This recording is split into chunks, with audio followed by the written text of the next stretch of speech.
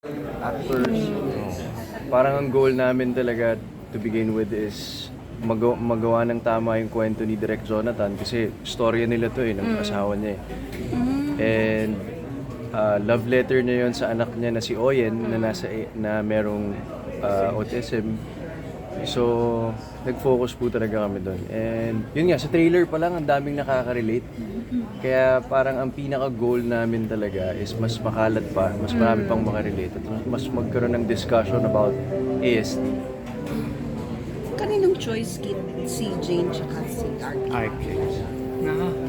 Ano ba, makaalam niyo how the story came to be?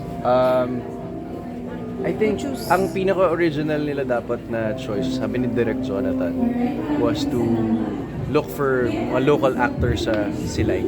Parang yung tumandok, parang gano'n. And then eventually, gusto nilang magkaroon ng indie and mainstream siguro na appeal. So, nagtanong sila if we can also join the film. Meron ba kayong relative na may autism? Malapit sa Wala sa side.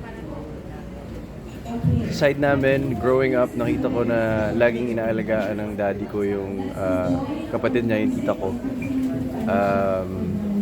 So, meron kaming first-hand experience na ganun. And before ko ginawa yung pelikula, parang sabi ko, dedicated din sa daddy ko kasi masyado talagang inalagaan niya yung kapatid niya na merong autism. Kit, first time ng Regal sa Cinemalaya kasi siyempre mainstream ang Regal. Yeah. Kumusta yung experience so far na nag-impart kayo ng Cinemalaya? It's been such a good experience for us as, like you said, it was our first time cinema.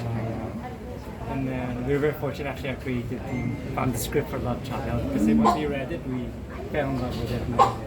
We thought it was going to be a very special movie, especially after meeting the director Aurelio. Yes. Because as they mentioned, it was a story. It's his story. It's his love letter to his son. So it was a very meaningful opportunity for us to be a part of it. So we're just thankful to be able to support it. At kasasabi lang ni Rosel dito sa amin kanina na kahit yung mga rushes lang, wala pang music, naiiyak ka na. Yeah. Actually, I don't think at that time hindi pa napanood pa nga ni RJ and Jane. So Gala yung first time namin napanood. So, one of our first projects, I was watching The Rushes for Love Child. Wala pang dubbing, wala pang music, rough cut pa yung editing, it was just barely put together. And even from then, ang ganda na ng movie. A lot of our staff members was watching it, was already it was a very special movie from the start. Yeah. So what's your plan now? After this movie? After This movie. Are you I mean, full-time na mag-produce? Yeah, so hopefully we can keep supporting this movie. May commercial release siya. Yeah, we're planning for a commercial release, especially after all the reviews and all the good things people are saying. I think it deserves a wider audience in. And then after that, obviously we have a few projects happening this year. And then for early next year, we're already filming with RK and Jane their next movie, then Paramdam with Direct Joey. Joey Reyes. Yes po. Ako pinakagusto kong eksenang nag-umpisa yung Christmas scene. Talagang wala lang Iyak eh. talagang wala kayong dialogue, nakikita. tahimik lang. Ang dami na nag-iiyakan by the time. Kayo ano yung pinaka-paborito ninyo? Nakakatuwa nga po kasi parang sa lahat ng lumalapit sa amin after watching, iba-iba sila ng Favorite scene?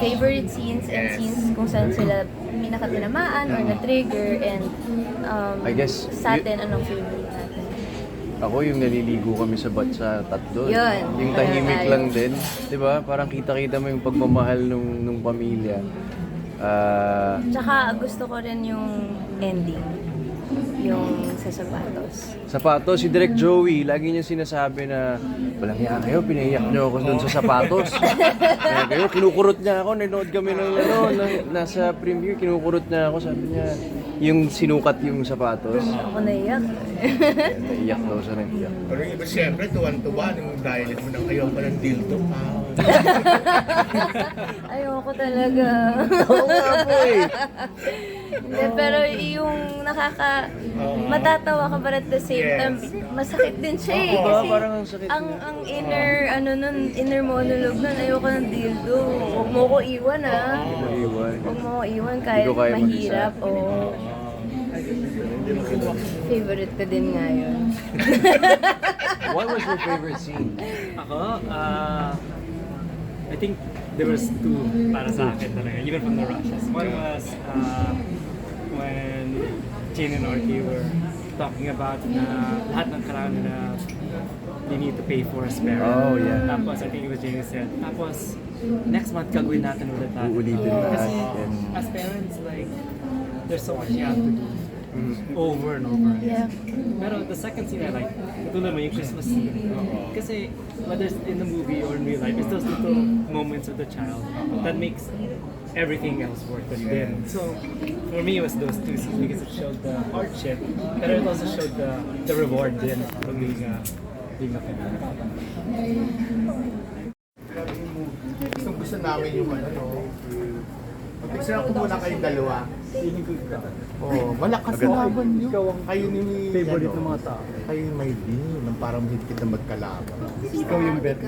Oh, picture lang. Bye-bye. Love Child. Punta kayo sa Siyempre. awards na yun. Halos lahat naman umaattend. Malawak pa na audience, may kalat pa yung kwento nila, na marinig pa yung boses nila. Tsaka relief din kasi ang laki ng responsibility ng roles. Sarap sa pakiramdam.